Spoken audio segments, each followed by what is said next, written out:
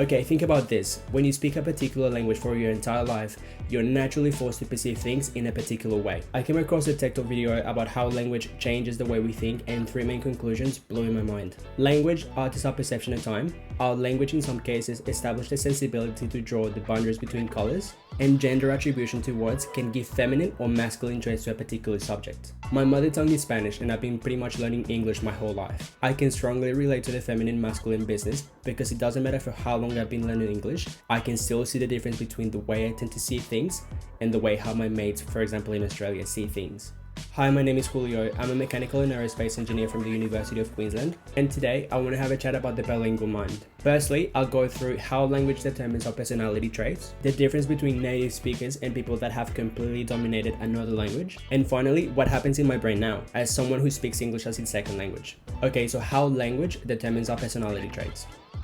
Okay, so this amazing TED Talk from Lera Boroditsky outlined some research conducted in various types of people to better comprehend this idea of language, completely setting up the boundaries of what people can perceive. Essentially, three main conclusions really caught my eye. She explained that the Aboriginal tribe of Kuk-Thayor in Australia used cardinal directions instead of usual left or right to give directions. Interestingly, when they were asked to sort photos of a person aging over time, their sortation was depending on the subject's allocation with respect to the photos. Their sortation was made from east to west as opposed to an English speaker, where they would normally sort from left to right, and Arabic speakers from right to left. So time does not move forward, but instead is fixed in the landscape, and that is really interesting. Now, the TED Talk also mentioned this sensibility to color.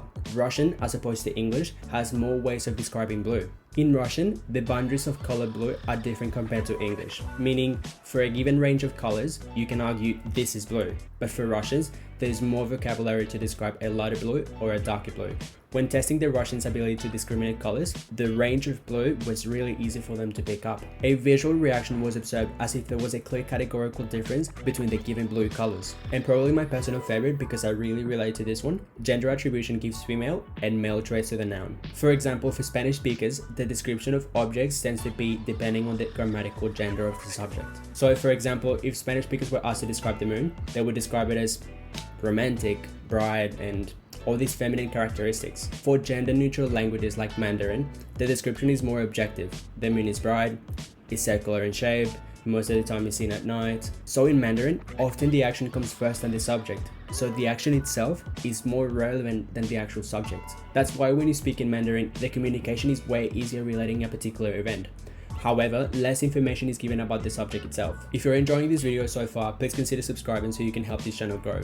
This would be really amazing. Now, native versus fluent speakers. Now, I just want to make a comment about people who grew up speaking a certain language and people who are completely bilingual. Although native speakers have a natural command of the language, I believe someone who speaks at least another language is forced to actually think in a different way and therefore perceive things in a different way. We have seen how depending on the language, your perception of not just time changes, but also your sensibility to colors. This means when you come across a problem, and by problem I mean real world problems, a very small decision can have a massive consequence. The ability for us to digest a problem is critical, and having a broader view of the problem will help us take better choices. I have a family friend who's originally from Colombia and had a child in Australia. The boy grew up speaking in two languages, and he wouldn't really recognize the difference between the two. As he grew older, he was completely fluent in both languages. He understood not just what people were saying, but also what they were trying to say. And this is important. How speaking in English works in my head. So in my case, I land in the category of people who had to learn English by heart. Before coming to Australia, my English wasn't bad at all, but still it wasn't the best either. I had the bad habit of translating every single word into my head, and that was a complete mistake. It makes you pause too much, and you don't really get the feeling of where the conversation is going. Then when I was 17, I got a job in Kmart and everything changed. I was pretty much forced to speak with locals, and people don't really care if you speak Mandarin, Arabic or French.